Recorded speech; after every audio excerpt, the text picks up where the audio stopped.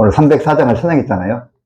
304장을 찬양했는데, 제가 304장이, 죄송합니다. 제 이야기인데, 참 이게 뜻깊은 게 이게 뭐가 의미 있는 게 뭐냐면, 제가 이제 고등학교를 갔는데, 제가 기독교 동아리를 가고 싶었어요. 근데 이제 기독교 동아리를 들어가고 싶었는데, 이게 뽑는 인원은 제한적인데, 지원자를 다 받아줄 수가 없잖아요. 그래서 기독교 동아리에서 인원을 어떻게 보냐면, 찬송가 304장을 찬양을 한 것입니다. 그래서 찬양 순서대로 뽑은 거예요. 근데 제가 노래를 못 불렀나 봐요. 그래가지고 제가 304장에서 그만 떨어져 버리고 말았습니다. 근데 이제 만약에, 이건 만약이지만은, 제가 만약에 고등학교 기독교 동아리를 들어갔다고 한다면, 저는 저의 신앙생활은 많이 달라졌을 것 같아요. 근데 이제 순창 시골에서 이제 전주로 왔는데, 누가 저를 붙들어줄 사람이 없는 거예요, 신앙을. 제가 이제 지금 생각해 보면은, 교회학교로 제가 인도가 되어 있었잖아요. 어느 교회학교에 거기에 소속이 될 수 있게 이제 누군가를 저를 전도해주고 누군가를 제가 거기에 갈 수 있도록 도와줬어야 되는데 제가 그러질 못했어요. 소속이 없는 거죠. 그러니까 그냥 1, 2학년 때는 어린 예배만 드리다가 3학년 때는 이제 바쁘니까 이제 이제 교회 안 가고 이제 학교 생활 한 거죠. 그러면서 저의 신앙이 이제 죽어버린 거죠. 죽었다고 표현하면 좀 이상하지만은, 근데 만약에 제가 304장을 잘 불러서 제가 기독교 동아리에 들어갔다고 한다면, 저의 신앙은, 또 저의 인생은 달라졌을 것 같다. 그런 생각이 드는데, 여러분 어떻게 생각하세요? 근데 제가 오늘 304장을 부르면서, 우리가 정말 하나님의 사랑을 우리가 알았다고 한다면, 우리의 인생은 많이 달라졌을 것 같다. 그렇지 않을까요, 여러분? 우리가 하나님의 사랑을 알았다고 한다면 우리의 삶은 달라진다라는 거죠. 그죠? 우리가 이제 오전 예배 때 이제 광고 후에 인사하지 않습니까? 네. 사랑만 하며 살겠습니다. 이제 우리가 이렇게 인사를 하는데 한 번에 그런 생각이 들더라고요. 이게 옳은 인사법일까? 어떻게 사랑만 하며 살지? 뭐 잘못됐으면 따끔하게 지적도 해주고 비판도 하고 잘못했다고 지적하고 사랑만 할 수 없잖아요. 사랑만 하자는 게 이게 좋은 걸까? 그런 생각이 좀 들었습니다. 근데 우리가 이제 마지막에 주님의 심판대에 가야 되잖아요. 주님을 만나야 되잖아요. 그러면 주님께서 우리에게 물어볼 거 아닙니까? 뭐 하다 왔냐? 물어보면 예, 주님, 저는 사랑만 하다 왔습니다. 저는 사랑만 하다 왔습니다. 이러면 우리 주님이 뭐라고 얘기하실까요? 이놈아, 왜 사랑만 하다 왔냐? 그렇게 하실까요? 아니죠, 여러분. 잘했다. 잘했다고 하지 않을까요? 예. 평생 사랑 못 하다가 가잖아요. 근데, 사랑만 하다 살아왔습니다. 이러면은, 참 주님이 기뻐하실 것 같아요. 그래서 앞으로도 계속 우리가 사랑만 하며 살겠습니다. 예. 이러한 또 인사를 나누면서 또 한 주간을 또 그렇게 살 수 있었으면 좋겠습니다. 우리가 여러분 오늘 사랑에 대한 주제인데요. 사랑에는 세 가지가 있다고 합니다. 사랑은 어떤 것이죠? 여러분 알다시피 사랑에는 만약의 사랑이 있죠. 만약에. 그렇죠? 그럼 만약의 사랑이 무엇입니까? 조건이 충족돼야 되는 거예요. 조건. 그죠? 남편으로서, 아내 입장에서는요. 남편으로서 내 기대에 부응한다면 저도 충실한 아내가 될게요. 그렇죠? 남편으로서 제 기대에 부응한다면 저도 충실한 아내가 될게요. 그러니까 당신이 만약에 저한테 잘하면 나도 잘하겠습니다. 그죠? 이런 남편의 어떤 전제 조건이 있어야 되죠. 당신이 잘하면 나도 잘하겠습니다. 그럼 당신이 못하면요? 당신이 못하면 저도 생각해 보겠습니다. 그거죠? 여러분, 그것이 그게 조건적인 사랑이죠. 만약의 사랑. 그리고 때문에 사랑이 있습니다. 때문에 사랑. 그럼 때문에 사랑이 뭡니까? 네. 당신이 너무 이뻐서. 당신이 너무 이뻐서 당신을 사랑합니다. 당신이 이쁘기 때문에 조건이 있거든요. 그 조건이 갖추어져 있기 때문에 사랑하는 거죠. 이것이 바로 때문에 사랑입니다. 그렇다면 한다면 이 때문에 사랑 한번 예를 들어보면은 어느 자매가 있었습니다. 이 자매님이 이 여자분 결혼을 앞둔 자매님이었죠. 근데 이 자매님이 색당물 처리 회사에서 일하는 중이었습니다. 근데 이 회당물 처리 회사에서 일하는 중에 보일러가 이 폭발을 해가지고 이 자매님이 큰 화상을 입은 거예요. 이제 결혼을 앞두고 이제 약혼까지 했는데 결혼식을 앞두고 있는데 이 자매님이 큰 폭발로 인해서 얼굴이 정말 말이 아니었습니다. 그래서 여러분 이 자매님이 결혼을 했을까요? 네, 그 남자친구가 이후로 이 자매를 오지 않았습니다. 또 이 부모님도 이 자매를 찾지 않았습니다. 결국 이 자매님이 사고 폭발 이후에 이 자매님이 이제 그 이유로 해서 죽게 된 거죠. 근데 여러분 어떻습니까? 이 남자친구는 이 자매님을 정말 사랑했잖아요. 그렇죠? 근데 여러분 사랑한 건 뭐 때문입니까? 네, 이 자매님이 이쁘기 때문에, 이 자매님이 인격이 있기 때문에, 어떤 때문에 사랑이라는 거죠. 근데 여러분 우리가 만약의 사랑, 그리고 때문에 사랑이 우리 일반적인 사람들의 사랑입니다. 조건이 충족되지 않고 자격이 없으면 우리가 쉽게 사랑하지 않습니다. 근데 여러분 예수님의 사랑은 어떤 사랑입니까? 예수님의 사랑은 그럼에도 불구하고의 사랑입니다. 그럼에도 불구하고의 사랑. 그것이 예수님의 사랑이었다라는 거죠. 여러분, 그것이 하나님의 사랑입니다. 마태복음 5장 45절에 하나님이 그 해를 악인과 선인에게 비추시며 비를 의로운 자와 불의한 자에게 내려주심이라. 48절에 그러므로 하늘에 계신 너희 아버지의 온전하신 것 같이 너희도 온전하라. 여러분, 하나님께서 비와 해를 어떻게 비춰주십니까? 해를 선한 사람만 비춰주십니까? 선한 사람만 비춰주시나요? 아니죠. 너는 악하기 때문에, 너는 자격의 조건이 없기 때문에 너에게는 해를 비춰주지 않겠다. 말하지 않는다라는 거죠. 하나님께서 비를 어떻게 내려주십니까? 의로운 자와 불의한 자에게. 너는 의로워서 자격이 되기 때문에 너에게는 비를 주겠다. 그것이 아니라, 여러분, 불의한 자에게도 주님께서 동일하게 비를 주셨다라는 거죠. 네. 여러분, 이것이 주님의 사랑이라는 거죠.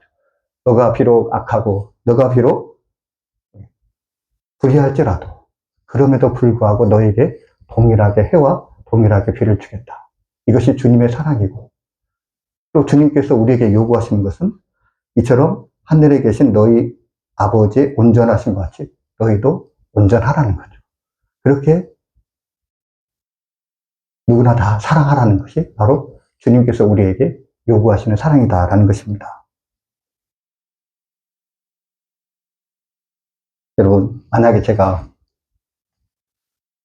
이렇게 제가 강단에서 저는 십자가 복음을 믿기 어렵습니다. 제가 만약에 이 강단에서 저는 십자가 복음을 믿기 어렵습니다. 라고 말한다고 한다면 여러분은 어떻게 생각하실까요? 어떻게 생각하십니까? 저는 여기에 설 자격이 없는 거죠. 그죠? 저는 여기 설 자격이 없는 거죠. 근데 여러분, 한번, 자, 보세요. 제가 만약에 동일하게 이렇게 얘기했다고 합시다. 저는 사랑하는 게 너무 어렵습니다. 미운 사람을 도저히 용납할 수 없습니다. 저는 연약해서 사랑하기가 너무 힘듭니다. 라고 제가 이렇게 고백한다 한다면 여러분은 어떻게 생각하십니까? 아, 그 목사님 참 솔직하시네. 참 겸손하시네. 그렇잖아요. 근데 여러분, 사랑하는 것도 하나님의 명령이고 믿음도 또한 하나님께서 우리에게 요구하시는 것입니다. 근데 왜 믿음이 없을 때에는 왜 그게 큰 잘못이고, 왜 사랑이 부족한 것은 왜 큰 잘못이 안 되는 거죠?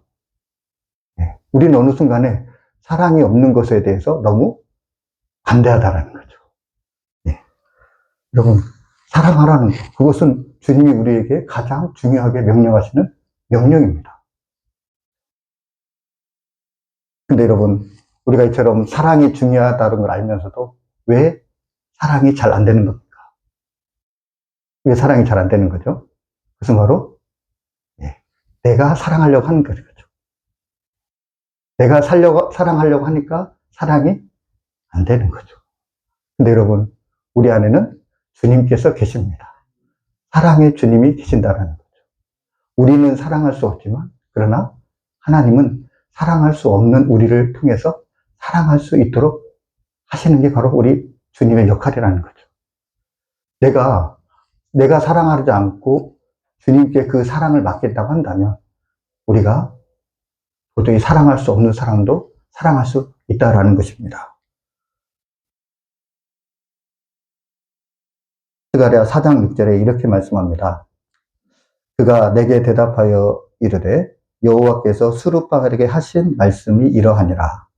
만군의 여호와께서 말씀하시되 이는 힘으로 되지 아니하며 능으로 되지 아니하며 오직 나의 영으로 되느니라. 여러분, 이 성전을 건축하는 일, 우리의 힘과 능으로 되지 않고 어떻게 된다고요? 오직 나의 영으로 되느니라. 여러분, 우리 인간에게는 한계가 있다라는 거죠. 그러나 주님께서는 한계가 없으시다라는 것입니다. 사랑도 똑같다는 거죠. 내가 사랑하면 사랑할 수 없습니다. 그러나 주님의 사랑으로 사랑하면 우리가 사랑할 수 있다라는 것입니다. 주님께서는 우리가 할 수 없는 일을 요구하시는 게 아니십니다. 주님을 통해서 그 일을, 사랑하는 일을 이루시는 것입니다. 로마서 5장 5절 말씀에 소망이 우리를 부끄럽게 하지 아니하면 우리에게 주신 성령으로 말미암아 하나님의 사랑이 우리 마음에 부음바 됨이니 말씀합니다. 여러분, 우리에게 주신 그 성령으로 말미암아 하나님의 사랑이 우리 마음에 부음바 됩니다.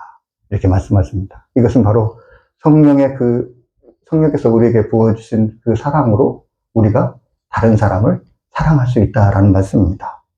또 빌립보서 2장 13절에 너희 안에서 행하시는 일은 하나님이시니 자기의 기쁘신 뜻을 위하여 너희에게 소원을 두고 행하게 하시나니 말씀합니다.